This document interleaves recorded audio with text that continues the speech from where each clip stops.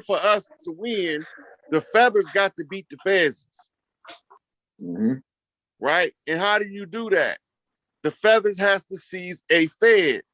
These are the ones we call the righteous Moors, because they're fighting in the cause of righteousness in the middle of a dogmatic doctrine that was created to be dogmatic on purpose, because when you get caught in the dogma, you forget about the lingo from the land.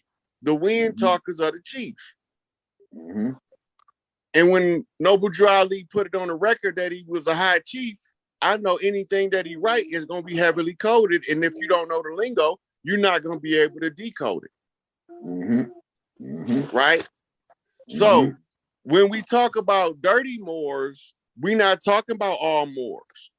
Because some of the modern Moors, I call them, is us, who went in to have a knowledge fight with the dirty Moors. And they won. Right? And now they can proudly display fezzes on their feathers. Right? Because they knocked him for his noble status. Right? And normally how we win is we be telling the truth and we catch them in a bucket of lies because they don't know our lingo. Right? They not really lying. They just living in the dogma. And Albert Pike already told you it was going to come down to the morals versus the dogma in their system. Because he had to tell you everything that they was about to do. Read Morals and Dogma, and all of this shit is laid all the way out from A to Z. Yeah, I think I got that book over there. It's all laid out from A to Z. Pop's been telling us to get it for years. It was in the old Ansar editions. This how long that we've been studying this book just in my little circle. My little circle is new to this shit. Right? We came in the 90s doing research. These other people have been doing research since forever and they don't know shit. Then I got messages dropped from Dr. John Henry Clark. Right? He got a whole lecture called Exactly What is a Jew?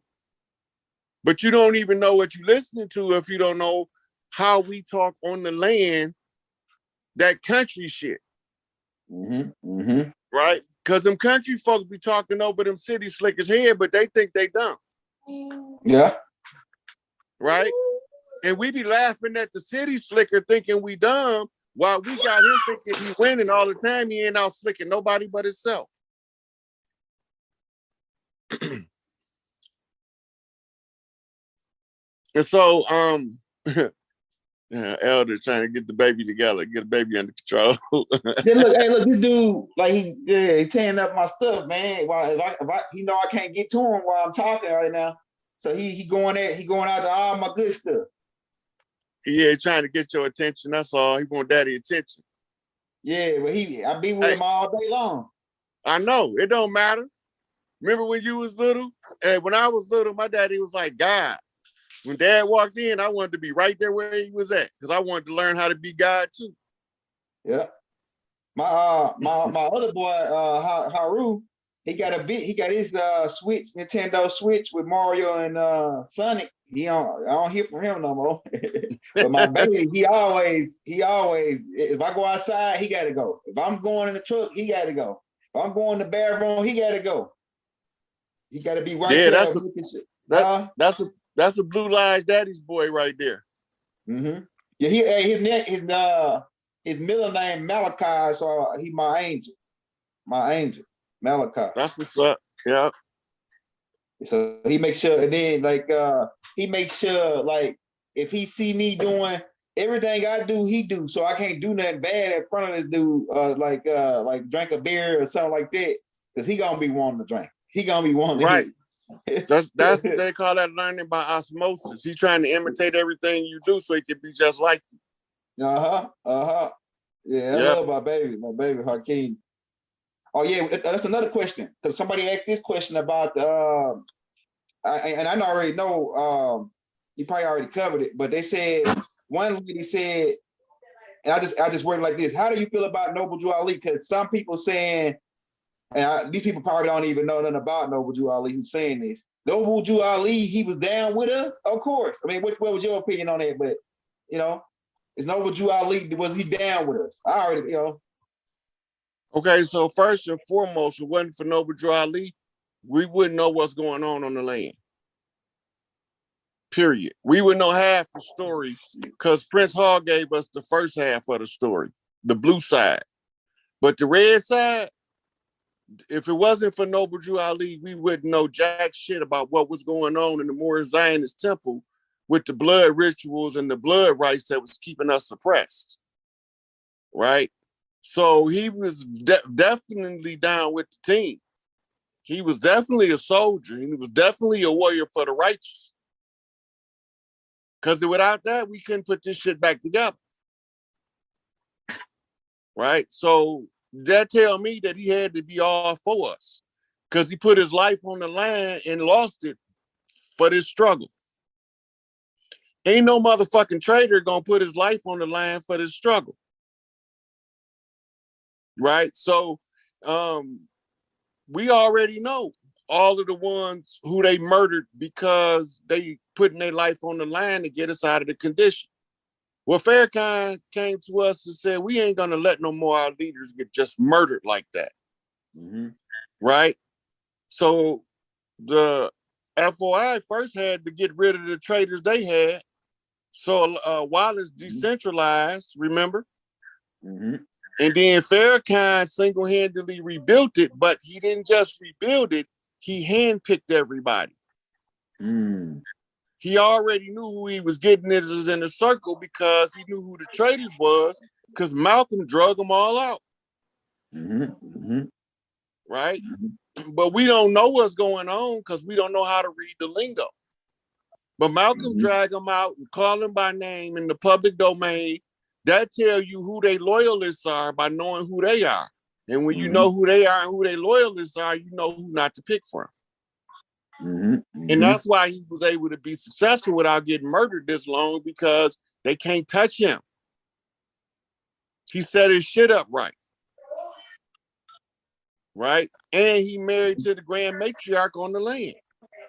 So that make you persona non grata. Keep your hands off Farrakhan. Now you got a lot of people that think that he might have sold out because he been in the Masonic lodges and all that shit. But they don't know if we don't go in there to get this shit out, we can't unravel what they doing to our children. So if he did go into the Masonic lodge to talk to them motherfuckers and get this shit out, because it's already out in the public. Elijah sent Clarence one way. He sent Raj Wahaj's dumbass another way, and he got tricked. He sent motherfucking Hulan Mitchell, aka Yahweh Ben Yahweh, in a different direction. He got to cover all of the bases. Trace these dudes back and find out where their influence come from. H. Rap Brown, Stokely Carmichael, Fred Hampton, motherfucking Bobby Seale, and motherfucking what's that nigga name? They all was Malcolm loyalists. They had all made allegiances with Malcolm based on his moves. Ryan Karinga, all them motherfuckers. They all taking sides with Malcolm, and they willing to take the Nation of Islam to war about this shit. But then they find out they got infiltrated by the same motherfuckers that the Nation did. And them niggas was niggas because you couldn't infiltrate none of them black organizations unless you look like us. So that exposed the infiltrators, and then it take you right back to the parable of the elders that say, get rid of the enemy within, because once you get rid of the enemy within, the enemy without can do you no harm. So now we got to find these inside traitors, right? So they got a calling card, right? They always sliding up under a motherfucker making moves so they can tear down the leader. That's how you know who that is. They got to tear down the leader. And then they're going to put themselves in the spotlight like they the shit, but they ain't nothing but shit, right? So then you find out Jesse Jackson them all implemented in the assassination with the government of Martin Luther King, and you like, holy shit, what the fuck? It's in the lawsuit. Pull it up. Coretta done won. The government has been found guilty of the assassination of Martin Luther King in civil court. Go read the motherfucking transcript.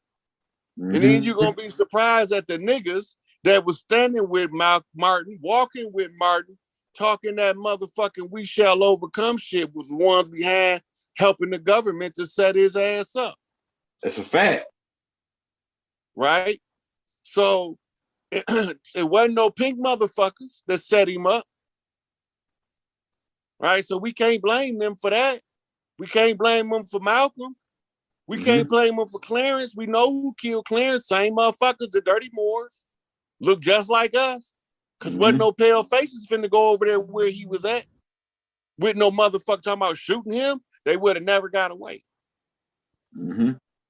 Hey, so these dirty Moors are the ones that trying to stop us from claiming making the proclamations and the claims.